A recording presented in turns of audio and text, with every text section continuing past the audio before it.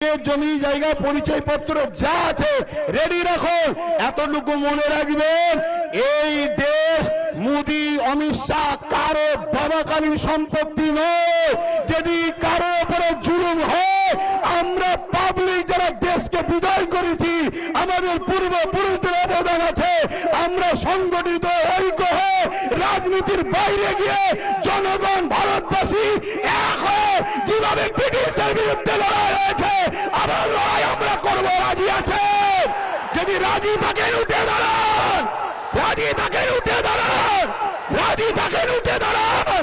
কিন্তু মনে রাখবেন, একটা লোক যদি জুলুম হয়, এর জন্য বিজেপি যেমন দোষী, রাজ্য সরকারও দোষী।